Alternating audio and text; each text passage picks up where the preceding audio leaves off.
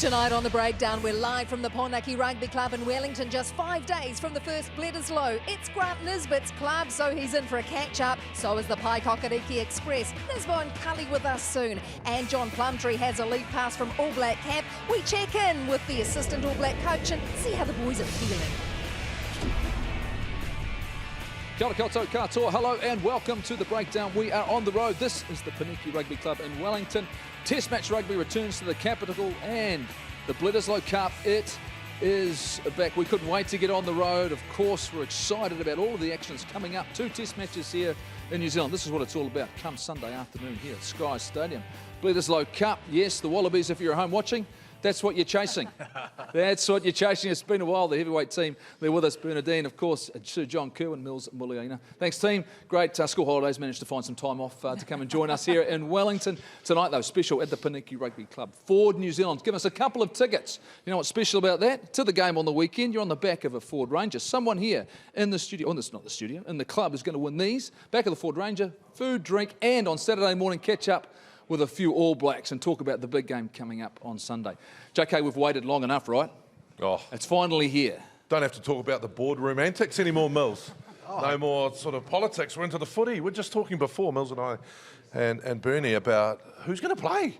Exactly. We haven't even dissected that part of it. We're just sort of been involved in talking about what's happened off the field. So finally, some test match footy. 28,000 people, Burn, already sold here in Wellington. The 7,000, so we're pretty sure come Sunday it better get done. But even Auckland, 25,000 sold already. Yeah. We went to level 1 pretty quickly up there. Everyone's pretty keen to get to the footy. And that's the good thing, isn't it? That Eden Park has been confirmed for that second test and people are just hungry for it. And as you say, JK, we want to talk about the team. Who's going to make the team? We've got so many debutants that possibly could be pulling on the All Black jersey for the first time.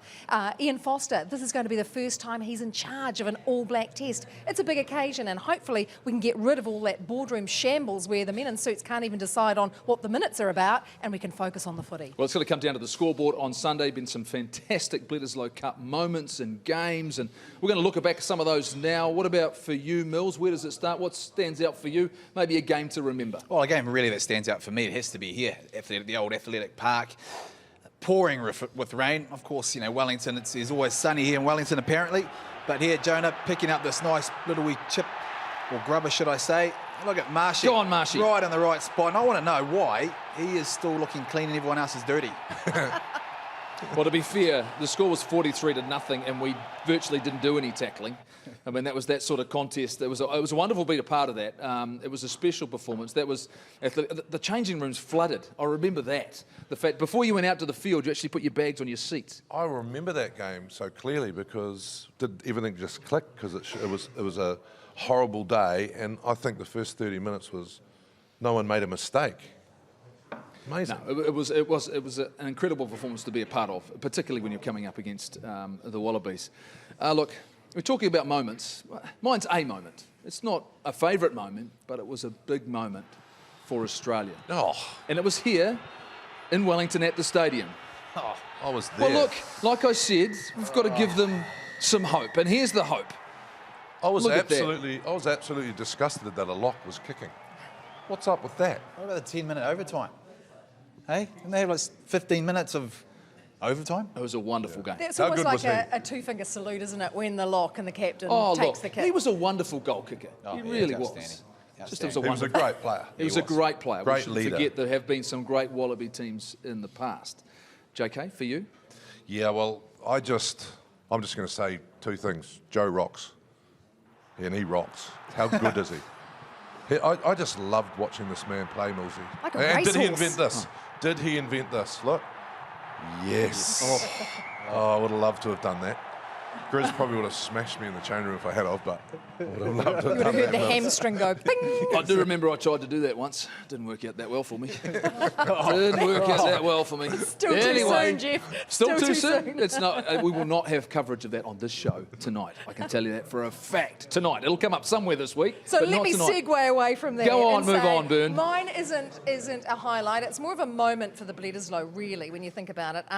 18 years ago, 18 years ago was the last time the Aussies tasted Bledisloe success. Now, the average house price in Auckland was $290,000. Most of us were still single. We didn't have a mortgage. Matt Burke slotted the match-winning penalty, 16-14. The Aussies were victorious. And when you think about it, if it was 2002, the last time the Aussies had their hands on the Bledisloe, none of the current crop have ever touched it and held it. Shame, really? That's a shame. Is that a bit mean? I tell you what, we've got short memories though. Remember last year, the game in Perth? Yes. Like we should never take anything for granted. Yep. And the fact that we have won it so many times, and we have had such a record in it, but it's actually really hard to win. We've played a lot of even test match years, so all of a sudden you've got to, like this year, you've got to win 3. So for me, Bernie, I think you should never take anything for granted. Don't jump to any conclusions. No, we will not take that for granted. But what is good is that the Aussies are here. We're getting ready for the Bledisloe. The other thing is that this window, this bubble, may be opening across the Tasman. Is that going to give us a bit of a chance that we may get to play the last test first? Will the All Blacks, in fact, be home for Christmas? That's one of the things that we're chatting about at the moment. The Rugby Championship, we know that the Pumas, they are already in Australia. They've got a 45-man team. Remember, they've been challenged with COVID. 6 of their team members, including the coach, had COVID, so they've been challenged. Did those guys come, the COVID guys? Well, they're all clear, so you're hoping that those who have are well and truly well to play. And the other thing too is that South Africa finally have hit the paddock. They've had their equivalent of North versus South. It was green versus gold. But what came out of that team was the fact they are so undercooked. They've played no rugby, and I think some of the adjectives, shocking, appalling. The quality of play was not good. It's going to take them some time. The big thing for me is I don't even know if they've had clearance to leave South Africa yet. That was what I read yesterday. So, JK, are you still standing by? Because I've got a dinner on you. We've all got dinner on you. If South Africa don't make it in the Rugby Championship, you made the call. And I've been looking at restaurants. I have been looking. Botswana expensive butcher looks good. ones. Oh, yeah. Talking about the South Africans. Put it this way, what did you do in lockdown? Did you eat more and maybe drink more? So they've been in lockdown a long time. They've had 25 million braais. They won't be ready. And it's a safety issue, right, Mills? I think there's welfare and safety, and you can't expose them to this level. We've been playing rugby Aotearoa, you know, the Australians have been playing. I just don't think they should come, and then I win the bet. Yeah, and I think I think you're right. I think there's a difference between the guys that are actually on the pitch. And you're talking about the welfare of the players, but also off the pitch in terms of the monetary side, and that's probably where they're bucking heads at the moment. Do we go over there and make some money, or the quality of the team is not going to be that great? I mean, what you talked about to start with as well, though, that challenge around getting the players back to New Zealand. I wasn't on the show last week, and look, I honestly believe that our players need to get out and play. It's time for that. It's the fact that we need them to play. New Zealand rugby needs them to play, and yes, it was going to be unfortunate that maybe some weren't going to be able to get home to New Zealand for Christmas. But if the window of opportunity opens up, couple of weeks' time, there may be an early test match. Play the last one, and then all of a sudden, players could get home. That is definitely a possibility. You've just got to wait and see, and we are still in this eternal holding pattern, aren't we? We are waiting. The one big thing about South Africa coming, and JK, you're not sure they're going to come. Do you think the world champions want to come here and get beaten?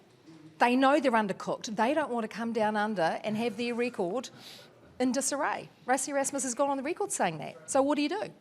I just think we've got to wait. I mean, that's what was upsetting for me last week. Everyone talking about, we're going to be in lockdown for Christmas. You know, it felt like there was a disconnect with the public, because the public are going, just play. But we've also got an election coming up. We just got to park it, because I believe there will be a window, right?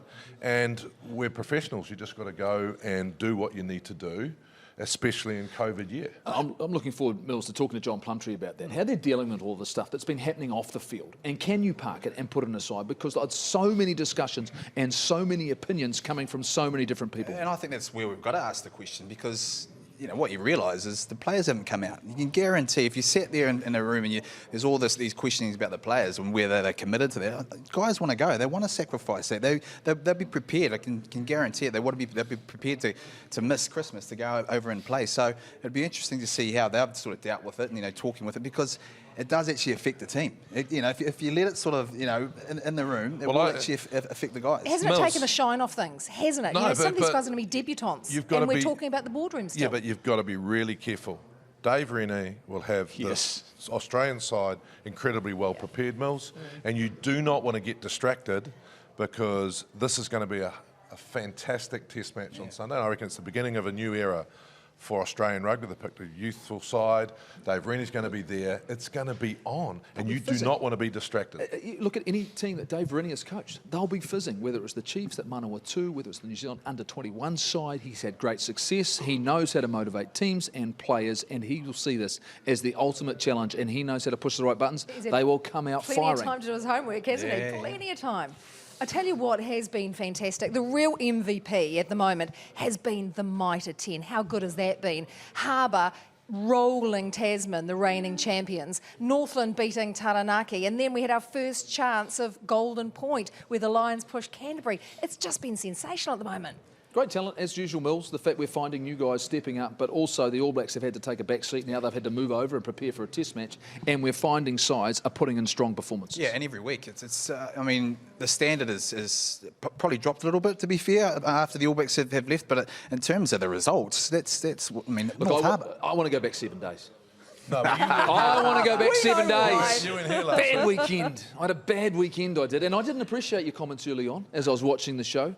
The fact you're glad I wasn't watches there. the replay. He Yeah, cares. and I was watching. Oh, you were so happy. Talk about your the Shield, no. they won it for a week. Unbelievable. It was rough. Unbelievable. And the other thing too is the Ranfurly roundabout continues. The log of wood is at its nomadic best, isn't it? You know, the Magpies absolutely doing the business. There were red cards, yellow cards. It was insane. But what an opportunity for Ash Dixon to bring up his 100th. Yeah, it was pretty special coming through those doors and seeing the airport packed out, the community. It's pretty cool feeling. When you get off the plane and you walk through the doors and you see the number of people that really showed out, for us to see that, puts things in perspective and how important it is for our province. Haven't stopped smiling since the game finished, really, and it's awesome to see you run down here and bring the shield back for the crowd. Please, on a personal level for Ash to, have that moment at the end of the game, lifting the shield on his 100th. He's one of the greats. He's one of the best who's ever played the game, and for it all just to come together with his 100th, it's just a fairy tale ending. His captain's fantastic, mate. I've said that to him every game I see him. Ash Dixon, the captain, turns the ball on the inside. Kurt Baker will make sure the Ranfurly Shield is on the plane. Back to Napier. I thought he was going to get in there himself, but he had a bit of an offload there. I didn't know he had that in his game, eh? We had a few cheeky beers in the team room together and just enjoyed each other's company. It was good stuff. Yeah, it was an early start, We had to be on the bus at 5 o'clock, so up at 4:30 is, we'll just crack on. Myself and Josh went down to Dunedin McDonald's, a couple of burgers, while the boys went off and did their thing. Just talking to our commercial team and the sales and inquiries, they're coming in thick and fast. So, Northland will come down pretty keen to take the shield away, and I'm pretty sure the community will get out and support us against Northland when we're at home. I watched the show last weekend, gents and ladies, and Marshy said it. You've got to go out and win at a game when you're defending it. And that's what the teams are struggling to do right now. Whether they're celebrating a little bit too long or underestimating the challenge of someone coming to get it, Mills, as from someone that's had limited success like I have, and not knowing how to go and win it, you can just wait your turn because you look at this, it's Hawke's Bay's responsibility to find a way to get themselves in the right frame of mind to own that shield now. Yeah, and I think given what's happened now, I think there's probably going to be more focus from Hawke's Bay to be able to make sure that they do that. Yeah, I've liked that it's gone round. I've liked the fact that it's gone to different places. I know you've got a different opinion on it, but I think for the log of wood to be able to go around and guys going out there and actually challenging and actually convincingly beating teams is fantastic. No, I don't know, Mills. I'm not quite sure. I think it's fantastic for the players and they'll always remember it. But I think for the Ranfurly Shield to be effective, it's got to stay in town a wee while. Generates more crowds, generates a whole lot of commercial opportunities for the team. So going, what do you call it? What do you call it? A nomadic. Nomadic. Yeah, I just don't know if it's a positive thing. But I don't know if the rules changed because when we won it, we had to defend the first one at home, and then you could decide the following season what your Ranfurly Shield season was like. Well, generally, usually the pre-season games now you pick up a couple against Heartland sides and give them an opportunity. But Boone, I find it, I know how hard and difficult it was in our era to win. You know, when you were coming up against full-strength sides and going into there, and it was a hostile environment no matter where you went. There's no doubt for me that the more times it moves, I think it loses a little bit of that luster. Doesn't mean it's not difficult to win, but it's definitely not the same enthusiasm, I believe, in behind it. I think there's a danger if it continues to bounce and no one has a tenure where you go, you know what? I have to be at our very best, even better than we've ever been, to actually lift it. Love a good ticker tape parade, I do. I quite like it. I quite like it moving around. I see what it does for the provinces, for the families, for the provincial unions that would not otherwise get a taste of this. And I see what you're saying, but it's like, you know, cheapening it. It's not. I think it's sharing the love. It's something that's special, and I love it moving around. And that's from a pundit. That's not from a player. That's from fans. I think it's a great thing. So it's interesting, you know, because you say, JK, you don't like it bouncing around and things. But so what does it come down to? Are players not actually preparing? They've actually gone out and won it one week and thought, well, we've won it now. It doesn't really matter. Do you think it's come down to that? No, I don't think it's come down to that. Maybe it's because the competition's so even. But I do think that it is a special shield and people are coming for it. And if you take your eye off the ball, and I think what Goldie said is what's happening, have a bit of a party, you know, get home, everyone's... 8 days. 8 days. No, I want to keep the party, but I'm just talking about, we're talking about distractions before, right? We're going to talk about it later on. If you can't be distracted at Test match week, right? You've got to be focused, right? And the same thing with this. You've got to get over the party very quickly, sweep off the floor of the ticker tape, and then get back to work because you know people are coming. It's different now as well, though. Across the country, crowds are back everywhere.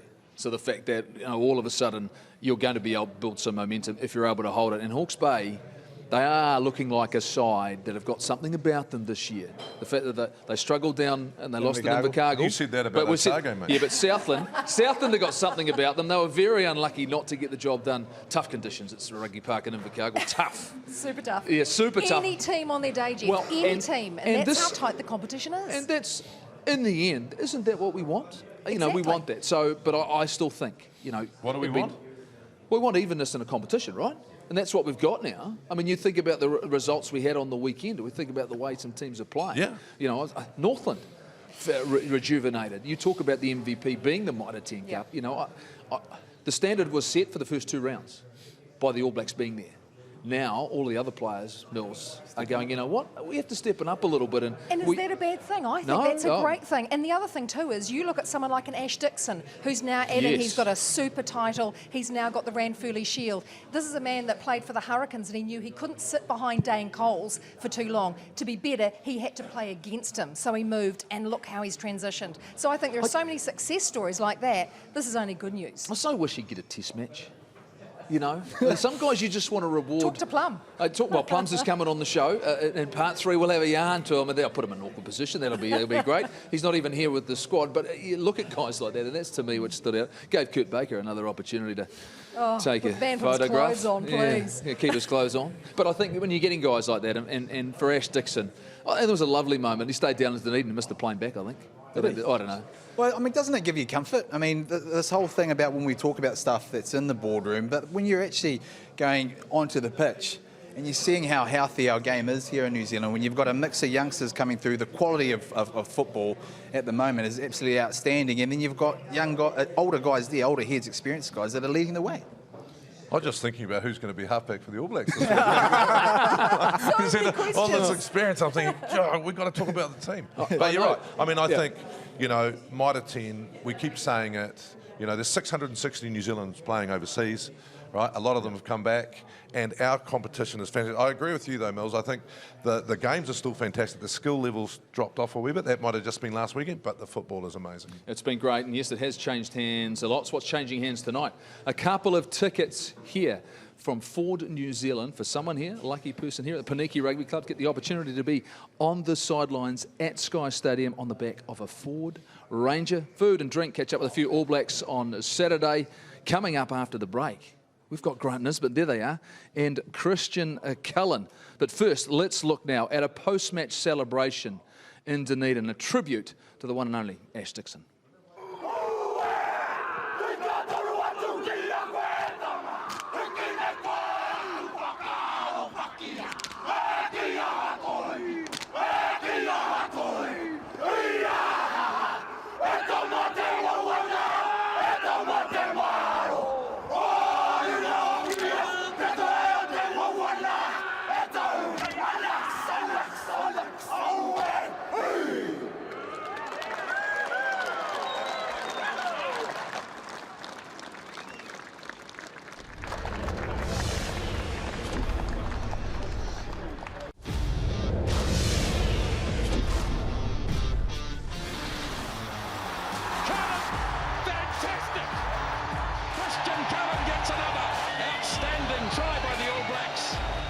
freakish player. Cullen might do it himself. Yes, he will. Superb. Cullen on the outside. They won't stop him. Brilliant try. The kick to Cullen. Brilliant. Here they are, some intricate moves. Cullen, they won't stop him either. Absolutely brilliant again. Kia ora anō, welcome back to the breakdown. Yes, we are live from the Poneke Rugby Club in Wellington. It is Bledisloe Cup week, and I can tell you what, it's an exciting weekend for everyone coming up here. Live rugby, it is back with crowds. It's level one. They're everywhere with 35,000 here, 40 plus at Eden Park coming up. We've got tickets to give away tonight here at the Poneke Rugby Club. Next week, we are live at Gramel Carlton in Auckland. JK's not going to enjoy that too much, but local legend, Grant Nisbett. This is his club. Absolute legend. He was calling it Christian Cullen. Christian, he always loves a round of applause. Loves a round of applause. Yes. This is, if you're not calling games, I imagine on the weekends this was where you are. Yes, absolutely. Absolutely. This is not Canterbury, by the way. I have to remind my good friends down there. I tell you what, I saw it. I was coming in, and the dead ball bunch. I want to show this because, like I said, there you are. Everyone loves a good caricature. Gee whiz, is that really me? So what happens here? So which end do you prefer? Which way do you watch it, and what happens at halftime? Well, you always stand at the end that your team is heading towards. Even no matter, regardless of the wind? Forget about the wind. And at halftime, here at Kilbirnie Park, we march up the middle of the park. But with due respect to anyone else, if we're away, we walk around. But we own this ground. And do you own the dead ball? Is that the way it works? We own the dead ball, absolutely. And what sort of season have you had? Yes and no. Yes and no. Under 85s are here. They're still in the national knockout competition of the North Island. So, yeah, they'll give themselves a round of applause. There are a couple of beers. There they are, a couple of beers. Look at those cans and hydrating. They'll be weighed every weekend. That's the way it works. Cully, look, it's great to be here. Great to have Test match rugby back. And the Bledisloe Cup, look, it's a wonderful challenge for both the All Blacks and Australia. A little bit more for Australia right now, but great to have some Test match footy back. Well, absolutely. I mean, we didn't know what was going to happen, did we? Sort of a couple of months ago. Yeah, so it's good to see. I mean, I'm really looking forward to seeing what the Wallabies have got, mainly because of Dave Rennie, and we know what sort of coach he is. He's probably... I rank my coaches, and him and Wayne Smith will be right up there. So I just look forward to seeing what he's going to bring with what he's got. I know you need the cattle, you know, you need the players, but as a coach, I think he's right up there. Well, Nisbo, we went through our moments at the top of the show, ones that have been... And do you know how many you've called? No. Too many to count? Yeah. That's the way it works. So you can remember the last 8 well, years pretty easy. I think it started back in '84 when JK was playing. Was that the Bledisloe Cup? Had that been reinvented or not? No, it was France, I think. Your first Test match was my when first. we played Australia. Yes, it was. It was, okay. Yep. I was about to say, you're not going to argue with Nisbo on this. No, never argue. He knows more about every game you've ever played. Exactly, never argue and with Nisbo. And the favourite game for you? Well, I think it's hard to beat that game in 2000, the one where Jonah scored at the end. I mean, it just had everything. 24-0 up. Cully was playing, obviously, and this is just the end of it, but what a game that was. 24-0 up, 24 all at half-time, and then it was to and fro in the second half, and that's what happened at the end. Not a bad guy to give to at the end of the chain, Cully, is it? When you need one-on-one, when you need a try to score a try. Well, yeah, no, there's no doubt about it. He was pretty devastating, one-on-one. I mean, that game was unreal. I mean, I think it was 24-0 in 8 minutes. Yeah. And I think we were shell-shocked. And then I think we were even more shell-shocked when it was 24 all half-time. But, yeah, you're right. They're tying on to Jonah. And, I mean... Geez, no one can stop him from that distance. What do you say? What do you say in moments like that, Cully? Go, boy! Just go, son. Go, you good thing. Yeah. Well, but like in the changing room, half-time, when you've started so well, can you remember saying, you know, what do we do? Keep attacking? What do you do? Geez, JK, that was a long time ago. He wasn't listening at half-time. Yeah. No. He wasn't listening. What are you on about? Cully, for you, a moment for the Bledisloe Cup. Well, I think I remember the ones we lost, like, you know, that one here in Wellington. I've been trying to forget. Yeah, remember that one that when you dived over the line? I was my first probably Bledisloe memory. Old Georgie Gregan, our good mate. Always remember that. Last invitation for Cully on the show. Yeah, coming in, you know. I mean, but there's been some great moments. There's been games you've been a part of, and, you know, when you think about, I suppose, performances, and I'd like to think, actually, let's look back at one of those moments which maybe a bit of redemption I might feel better about. Yeah. This is in Dunedin. Because this is what you did to my friend George. Yeah, George, the thing about that, I mean, you had no goal there. I was pretty quiet on the field, and I don't think I ever called for that ball. I think you heard in the replay that Zinner, you heard him go, my ball, and then he just obviously looked and threw the big part. I don't think I called for it. He just seen me then threw it, and then obviously had a crack seeing Georgie there and tried to do what you couldn't. We love you, Goldie. We love you. Nisbett, I've got a question for you because this is one of my highlights. It's an interesting highlight. But were you there the day that Buck got his head completely split open? Yes, I was. I can remember it. I'd love. You wouldn't be allowed to stay on the field today. No, exactly. But I'm wondering how you saw it because this is what happened. So his head gets opened, right, and I could see his brain before the blood started spurting out, and then it started spurting out, and I didn't want to get my shoes dirty. But anyway, your white laces. The doctor comes on, Dr. Mayhew, and Buck says, "Give me the Vaseline." And Doc says, no, it's really serious. I'm going to have to take you off. And Buck said, give me the Vaseline. No, Doc says, no, I'm going to have to take you off. He said, give me the Vaseline or I'm going to take you off on a stretcher. So Doc gets the Vaseline out and Buck pours it across his face, right? And then next scrum, he goes down the blind side, runs for like 20 yards, gives it to Michael Jones, and then we scored. But how did you comment on that? You scored. Yeah, but how did you comment on that? Like, standing there with blood everywhere. It was that horrible Concord Oval. Yeah, remember Sunstrike. That? Halfway down Parramatta Road in Sydney. Worst road in Sydney. Yeah, well, probably the worst venue Test rugby's ever been played at. But look, I've got vague memories of it. But I remember the blood, and I remember thinking when I saw photos years later, he simply wouldn't be allowed to do that. He still had the blood pouring down his face as he was holding the Bledisloe Cup at the end of the game. Yeah, and the thing that scared me, I nearly fainted, of course.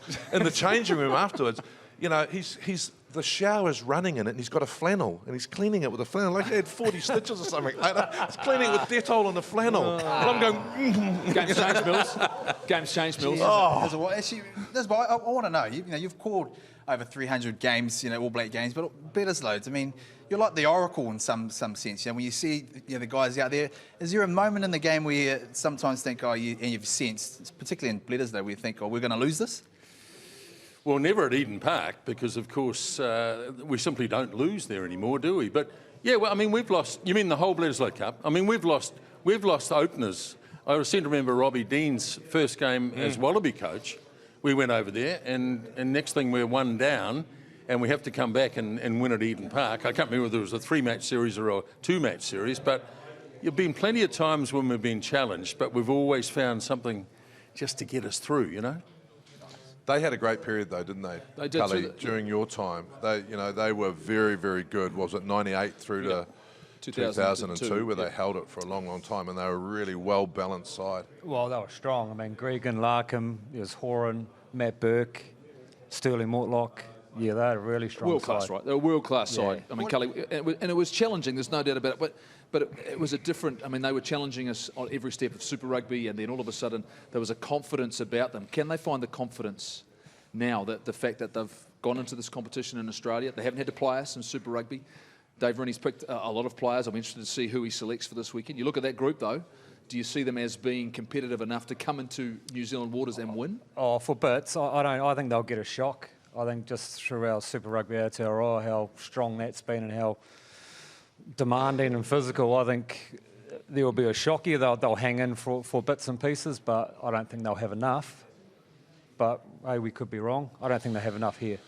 Yeah, I think Dave Rennie will have something up his sleeve. I don't think he's going to come here and try and play us at our own game. I think he's way too smart. He will play a game that I believe will get under our skin. He knows our players.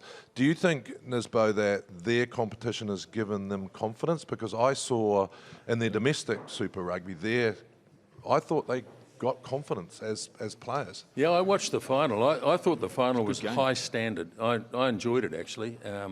I thought the Reds were terrific and the Brumbies are always well prepared, and they played that final. And I'm a bit like you. I'm uncertain about this game on Sunday because as we sit here on a Tuesday night, I haven't got a clue who's playing. Have you? No, we just I've got a clue who's playing.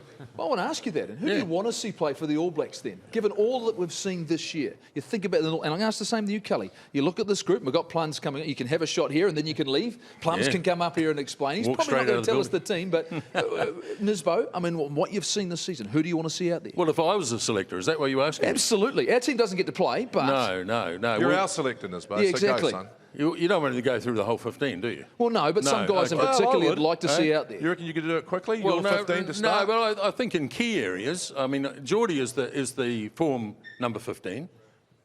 Everyone's going to nod? No, see, I'm interested to see whether Damien McKenzie gets an opportunity. Okay, Because he's been very, very good. Well, you did ask me, so... Yeah, So is he the only Barrett on the field? What's that? What's that? Is he the only Barrett on the field? Yes. The other one's on the bench. Oh, yeah. Well, on form. Plays for the Blues now, you know that. On form. Oh, okay. Yeah, on form. Your team. But I'm intrigued. I'm intrigued. It's your team, exactly. What about the loose forward mix? What's happening there? Do we know? No, any I've got no thoughts? idea. Well, we know the captain will be out there. Sam Cane will be out there. We know that. He's captain. Yeah, true. And So probably Artie at 8, and maybe Frizzell. Oh, really? Artie at 8? Yeah. Okay. For you, Kelly? I mean, I'm more the backs. I don't really worry about the forwards. Honestly, finally some on this show. But I'm more, I mean, for the form in the Super Rugby Aotearoa, like, Mwanga or Barrett. I mean, who was the form 10? And I mean, we only got to play 10 Bowden Barrett for the last few weeks, and he started to But I think improve Geordie is and our form influence. 15. Ricky Ioane at centre. So does that mean good Mills, one of those guys misses out? Isn't that the great thing that we're going into this? Because probably in recent times we could write down 20 of the 23 names. We could write down. Whereas I think we're going into this one where after the form of people playing in Super Rugby Aotearoa and the North-South game, we're going, you know what? I don't really know. No, exactly, and that's why our depth's so good. Okay, so if you look at it from an Aussie's perspective, then Kelly, and I'll ask you this, and because you've been there, 5 years you haven't sort of won it back. What do they need then? What do these guys? When you look across and you see, well, we don't even know who's playing where. We can actually form, 2 teams and still go out there and be quality. Be strong, yeah. What the Aussies do? What do they need to do to be able to win this first game? Well, not what they've been doing over the last 18 years. Put it that way. I mean, JK said, Dave really knows how New Zealand plays, how the All Blacks play, how some of these players play. So they need to bring something different. Yeah, they need a bit of luck. They need a bit of bravery, I think, somewhere along the line. They can't keep on doing what they've been doing. What that difference is, I don't know. One of the biggest exports and one of the greatest things that New Zealand rugby has ever done to beat the opposition was play expansive rugby, because everyone thought they should play like that, right? And people just can't at times, and that's where I'm saying, I think if Australia come over and they have a certain style, even if they slow it down. I mean, remember in Argentina under Grizz coached them for a while, didn't he, Nisbet? And he just got them to kick it high and they just chased it. But it worked for a long, long time. So I think different styles, they've got to start playing on Australian side. When we played them way back in the day, it was tough because they played a different style to us. I think this is like the whole year, Nisbo and Kelly. It's unknown. It's an unknown going into it, and we should revel in the fact. I'm sure it's going to be a sellout at Sky Stadium. Looking forward to seeing you there. Kelly as well. We've got some golf to play this week. I want some extra shots after your comments tonight. But I tell you what we do love, of course, it is school holidays. Everyone loves a road trip. We've got the McDonald's Rugby Road Trip, and we sent 2 of our rookies to go and do our job for us on the road. Hi guys, we've made our way to Wanaka and we've got here in rapid time really, and we've been joined by a very, very special guest, Sir Steve Hansen, at his house. Sorry about that. Go. Roll the graphic, Dagger. Yep. Roll the graphic. Roll it. Roll graphics.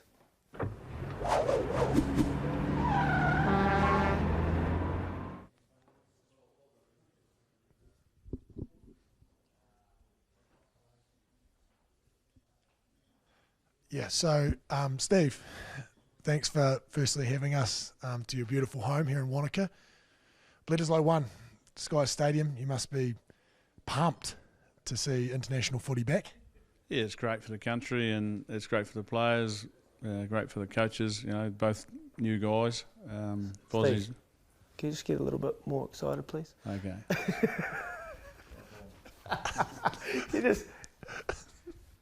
Okay, well, do you want me to get really excited Yes, about it? please, Okay, righto. Sorry, mate. Look, how fantastic is it that we've got Test rugby at Sky Stadium? Yeah, so first Test match, obviously you were in charge last year, Steve, and now into semi-retirement. How's that going for you?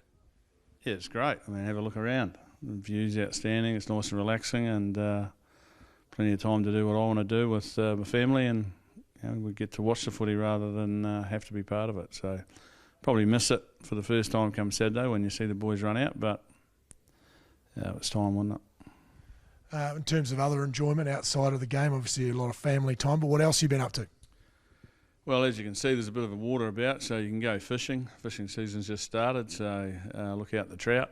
And speaking of the trout, that's our local down the main street there, Mr. and Mrs. Mackenzie own that, and their young fellow runs around for the All Blacks, so we'll be down there supporting them. Golf, obviously, plenty of time with golf. That thing's just about up my nose. But, you know, look, it's just such a peaceful place. You can do whatever you like, really, and you have fun. Are the Aussies even a chance against us, mate? Are they going to compete at all? Oh, you're being stupid now.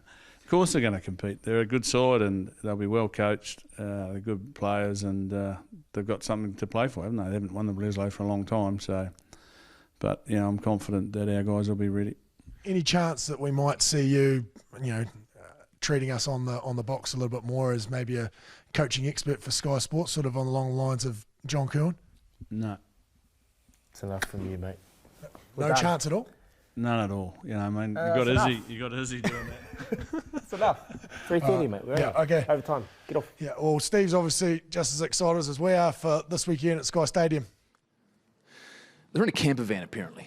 Cully, what do you reckon the chances are they make it to the Test match on Sunday? Oh, not very high. If you're down south and you see them, just help them out. I'd say I think they're in a little bit of trouble. And the chances they're actually sleeping in the caravan. I've already had reports of the camper van being in the car park of a hotel. I want evidence. I mean, I look at that. I mean, seriously, really? Yeah, I know. They've got work to do, right? They haven't reckoned on the ferries being cancelled on Saturday and maybe Sunday morning. What are they going to do then? Yeah, exactly. What are they going to do then, Mills? Can you trust those two? I mean, you've worked with them. I can tell you what, they won't be staying in the caravan. There's no Wi-Fi in the caravan. They'll be staying in the hotel. This is Dag on Instagram. That is the first thing they're checking in. Hey, thanks very much, Nisbo, Cully. Like I say, great to have you with us. Plenty to talk about coming up on the weekend. We've got John Plumtree coming after the break. We're going to give away a couple of tickets to the Test. There he is, John Plumtree. Everything we need to know coming up after the break. But the sun was out on the weekend. Of course, that means the barbecues are out and it's time for Marshy to get back on the grill.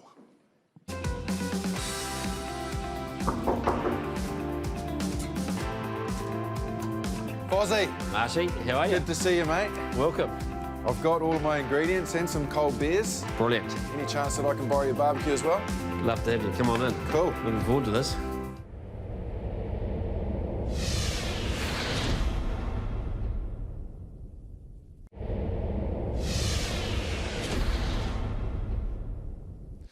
Welcome back to the Poneke Rugby Club. We are live in Wellington. Bledisloe Cup on the line. It kicks off here at Sky Stadium, and it's time to look inside the All Blacks. Assistant coach John Plumtree joins the panel. Nisbo and Cully are gone. They've had their thoughts, Plums. You've had to stand there and listen to us talk through who we think should be playing. You're probably not going to tell us, but let's talk about the team that you've selected. Yeah. Are they going to be ready come Sunday?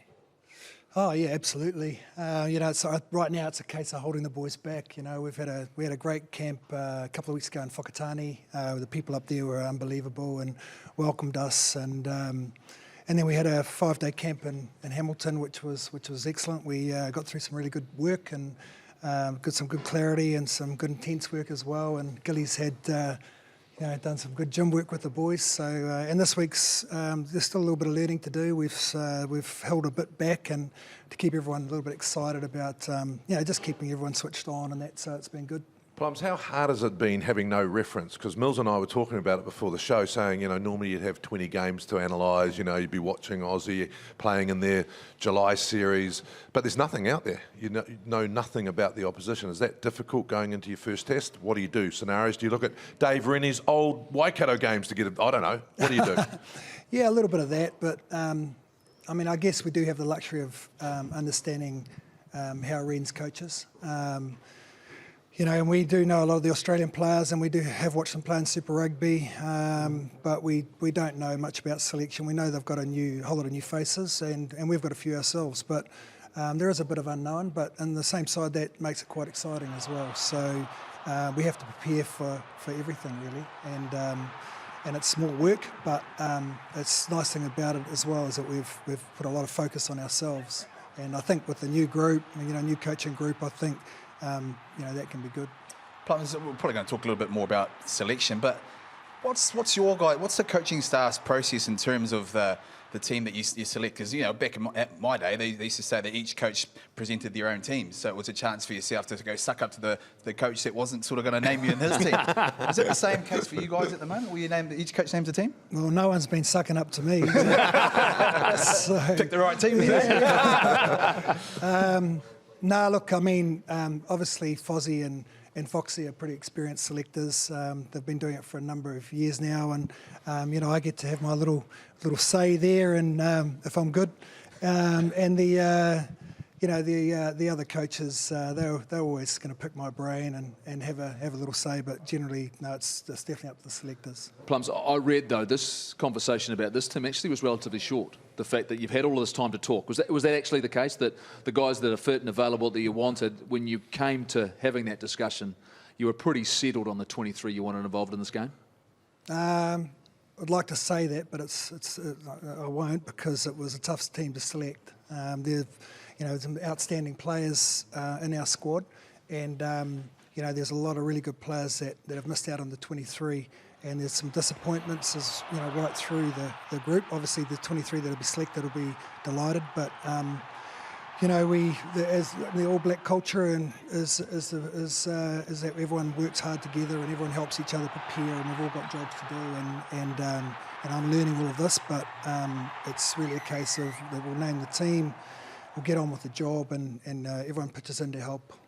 I'm really interested in a changing style. We've had Steve Hansen for a long, long time, and new coaching group involved. So actually from a style of play point of view, have you sat around and nutted out different ways that you want to do things? Because I think now you've got this window, haven't you, to go through to the next World Cup where you've got to change some stuff. Yeah, look, I mean, there's always going to be some change, some new coaches, obviously, like you said. Obviously Fozzie's got his way, he likes to play the game, but then all of a sudden he gets slightly challenged in a different way in terms of what I might bring to the party, what Brad does, what Fiki does. Stormy and Foz have been working together for a fair while now, Scotty McLeod. So you'll see some differences, maybe not right from the start. Obviously the All Blacks is a side's been a well-oiled machine for a long period of time, but when you come in, you have your ways of doing things, and it's refreshing for the boys, and there's a lot of new language we've brought in and slightly different systems, but it's slowly right now. I mean, you're right, they're a well-oiled machine, but a lot of guys also like a bit of clarity in the environment. Have you guys touched on what it could look like if you guys do end up in Australia over Christmas or in quarantine over Christmas? And have you touched on that to give the guys a bit of comfort? Well, it's definitely not this week. That's well behind us now. So I guess it has been a distraction for us over the last 3 or 4 weeks. But Fozzie's been great at informing leaders informing the team, and we've made sure that we know what the scenarios are, but this week our major focus is just on this game, and the next 2 weeks our major focus is just on these games, and so there's absolutely no talk of Australia or quarantine or anything else. We've got a job to do. We know what that is, and we're just going to get on with it. Plums, let's talk about that then. You've had so much vast experience as a coach, and you know when a big game is coming up, and you know when the players are maybe getting there too early. The fact in terms of that emotional level, the fact, how do you keep them back in? How do you reel them back in? And how much of about the performance is getting the timing right for 4 o'clock on Sunday afternoon? Because that in itself, not night rugby, where test matches are generally being played, 4 p.m. kickoff. Yeah, no, look, it's a good question. I mean, we've got to make sure we hold ourselves back as well as coaches, and with me being like I am, I've got to be the first one to check myself. So the players, and we've got great leaders within this group, and we've got processes put in place that Gilbert Anoka helps with, and obviously Fozzie and the experienced coaches that we have. And the leaders are great too. And so we'll just start off by getting absolute clarity in the way we want to play, and that intensity in terms of our game, what we talk about will just rise as we get closer to Sunday. Plums, what's been, I know, probably a everyone's dream to become part of the All Black setup. But what's been your biggest personal challenge since now being involved? Oh, look, you know, I think when you come in with a new group, I mean, I know all these players pretty well, but sort of not personally well. So it's just developing the relationships with them, and you build that trust, because you've got to trust. I've got to trust you, and you've got to trust me before we can go where we want to go. And I've always believed in that. So over the last couple of weeks, it's been just trying to develop my relationships with the boys, and then talking about obviously game strategy, but also stuff outside of the game as well. And that's a massive focus for me, and I know it is for the other new coaches as well.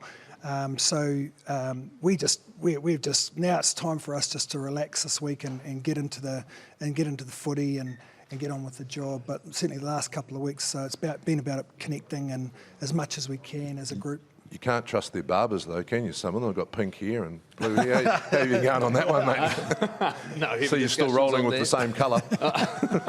Maybe you need to talk to them, JK. Is that what you're saying? Is that you're looking for some advice? So what I want to ask you though, Plums, though, how desperate are you, knowing how long we've held this thing right here? In a couple of weeks' time, to have locked it away, to put that thing to bed, and the responsibility on this group of players, 2 test matches, they can get that job done. Do you think that they know that, they understand that, it's clear that this is what's on the line, particularly the young guys? Look, it's spelt out to them by the leaders. We had a great night last night, and we talked about a few of those things. But yeah, they absolutely. I mean, this trophy means so much to the players, to all of us in New Zealand, and it's probably the trophy outside the World Cup that we treasure the most, and certainly we'll fight for it, that's for sure. Apparently it holds 42 cans. That's just a rumour. That's just a rumour. That's what I know. But all I want to say is all the very, very best. Good luck. Your first week, of course, of competition with the All Blacks, and it couldn't be any better. Bledisloe Cup here in Wellington. Yeah. All the best. Thank you, Goldie. Thanks, well, of course, that's the very, very top tier of the game. We've got Mitre 10 Cup going on as well, but Thursday live, I tell you what's kicking off. It is the Under-21 Super Cup competition around Auckland.